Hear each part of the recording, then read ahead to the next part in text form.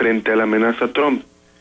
A esas alturas resulta absurdo negar que la presidencia de Donald J. Trump representa una amenaza seria para México.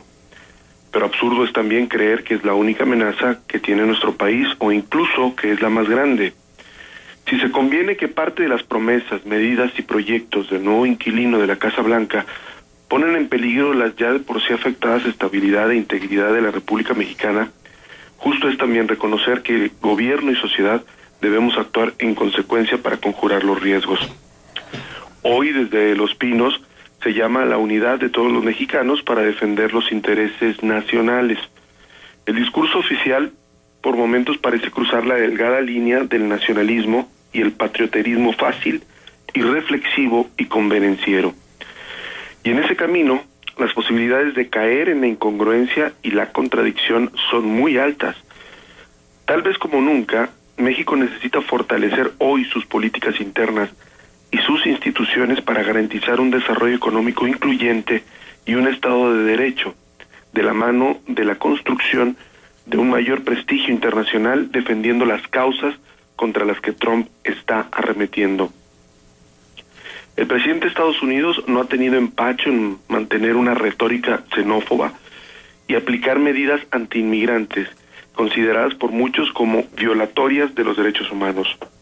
Ha ordenado ya vetar a ciudadanos de 7 países, medida que está en suspenso por el fallo de un juez, aumentar los requisitos de visado, castigar a las ciudades santuario defensoras de inmigrantes y terminar de levantar un muro en la frontera bajo la premisa de que, de alguna forma, México lo va a pagar.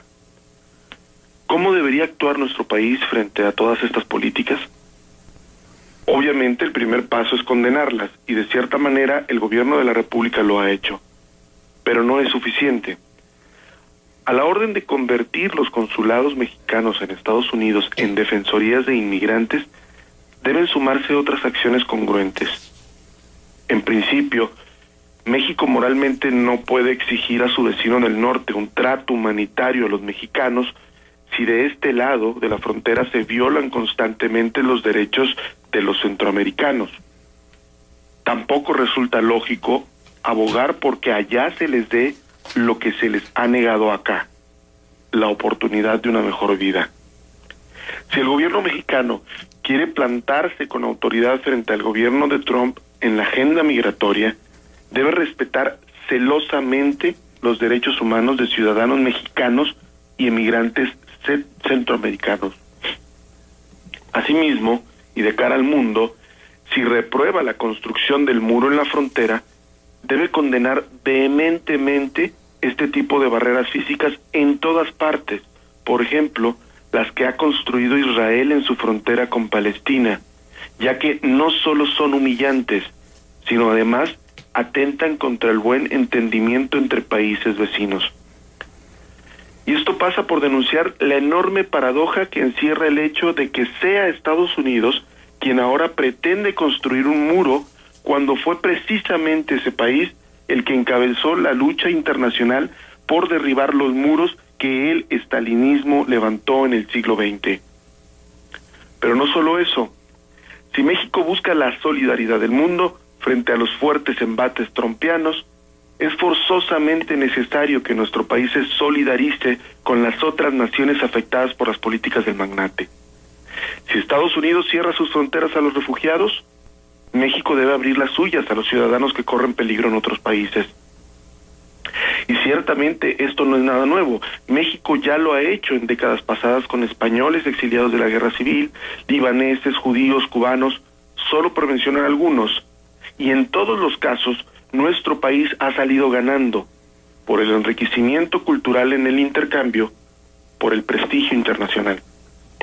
En esa misma línea de congruencia, si a México le resulta indignante el trato que actualmente recibe del gobierno de los Estados Unidos, gobierno y sociedad deberíamos modificar la visión que tenemos respecto de América Latina y principalmente de nuestros vecinos más próximos, las naciones centroamericanas. A veces, la misma altivez y desprecio que denunciamos de la superpotencia la practicamos con otros países con los que nos unen fuertes lazos históricos, culturales y lingüísticos. Es hora de dejar de ver solo hacia el norte para comenzar a mirar también hacia el sur. Seguridad, comercio, industria, migración, son temas de una agenda en la que puede haber un acercamiento y colaboración sin precedentes. Somos poco más de 600 millones de latinoamericanos y una quinta parte vivimos en México. Hay aquí una gran oportunidad. Por último, en el plano estrictamente político, si desde México observamos con estupor y extrañamiento los arrebatos del señor Trump, quien lo mismo arremete encarnizadamente en su cuenta de Twitter contra un país, una empresa o un medio que contra un juez, periodista o ciudadano de a pie, lo mínimo que deberíamos hacer es mostrar igual reprobación cuando gobernantes de este lado de la frontera hacen lo mismo. ¿Acaso en México los políticos no atacan a medios de comunicación, empresas, periodistas o ciudadanos que ejercen una crítica sobre su desempeño? Ejemplos sobran, incluso en esta región, en este estado. En resumen, la mejor arma que tenemos contra Trump es la congruencia. Hasta aquí mi colaboración. Arturo, y este planteamiento que haces creo que aplica en un análisis en dos vías, ¿no? Lo que tendrá que ver con la propia ciudadanía y finalmente sus decisiones en las microesferas, pero también con las posturas institucionales del gobierno mexicano. Me parece, después de escucharte, que ni siquiera hubiera a este momento un planteamiento oficial por parte del presidente Peña Nieto y su gabinete sobre cuál es la postura que se toma, por ejemplo, frente a los muros, ¿no? Y recuerdo cuando el ministro Benjamín Netanyahu hace unas semanas tuitea el apoyo, ¿no?, que le da a Donald Trump por su decisión de construir un muro. Y bueno, tampoco es de extrañarse, finalmente, si hay alguien experto en construir muros, es él. Pero en esos escenarios no hay finalmente todavía una respuesta clara, una postura oficial e institucional sobre qué opina el gobierno mexicano al respecto. ¿Va tarde en ese sentido? Sí, yo creo que sí, y sobre todo que no se ha preparado, a pesar de los meses que tuvo para hacerlo, para construir un discurso íntegro y un discurso integral que abarque los distintos aspectos de la relación, pero también abarque los distintos aspectos de las políticas que está implementando Donald Trump. ¿Qué quiero decir con esto?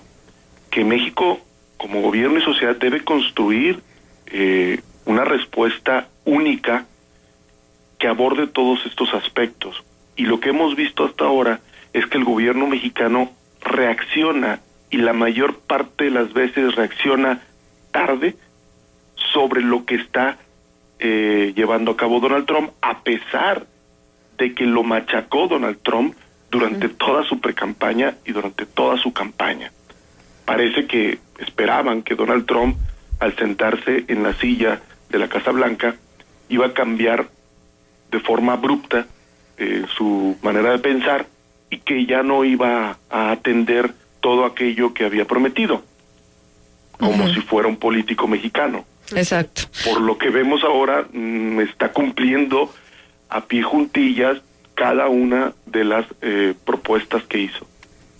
Arturo, buenos días. Buenos días. Te saluda Marcela Pavanes para preguntarte, ¿es Enrique Peña Nieto una víctima de Trump? No, yo creo que no. Uh-huh. No se le puede ver así. Porque estamos frente a una relación bilateral de dos representantes, jefes de Estado, de estados soberanos. O sea, Peña Nieto se va a convertir en víctima, el presidente Peña Nieto se va a convertir en víctima de Donald Trump en la medida en la que él se deje convertir en víctima. O sea, porque no tiene por qué hacerlo. Claro. A fin de cuentas, él es un jefe de Estado y que debe imponerse como tal. Sí. Como un jefe de Estado frente a otro jefe de Estado. ¿El nacionalismo a ultranza de Trump se combate con el nacionalismo a ultranza al que se viene convocando en las últimas semanas en México? No, y rotundamente no. Sería un grave error. Es más, me atrevo a decir que responder al nacionalismo de Trump con un nacionalismo mexicano, así irreflexivo, patriotero, etcétera, es darle el triunfo a Donald Trump. Así de fácil. En el sentido de que triunfe el discurso patriotero, ¿a eso te refieres? Exactamente. O sea, Ya. la xenofobia no se combate con xenofobia. Es decir, como hay un sector en Estados Unidos que ni siquiera creo que sea mayoritario, pero hay un sector muy importante y que está en el gobierno que ve a los mexicanos con recelo, con xenofobia. O sea, la respuesta no puede ser vamos a ver a todos los norteamericanos igual, ¿no? Claro. O sea, sería absurdo y sería lo peor que le puede pasar al país en su respuesta a lo que está haciendo Donald Trump. ¿Ves al gobierno de Enrique Peña Nieto intentando corregir lo que Trump ha venido denunciando como parte de las debilidades del gobierno mexicano? Es decir, ¿ves a los políticos mexicanos renunciando a la impunidad, a los privilegios del poder, o a la frivolidad, como señaló Jorge Cepeda Patterson en su artículo recién publicado, que se llama La toxicidad de la enchilada? Yo creo que harían mal si reaccionan en función de lo que dice Donald Trump, porque la visión de Donald Trump no necesariamente es acertada.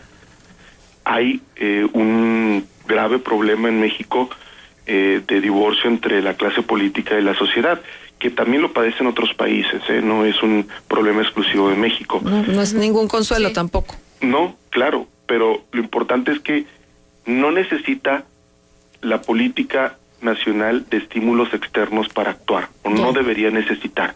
Los estímulos internos deberían ser suficientes. ¿Y cuáles son esos estímulos internos?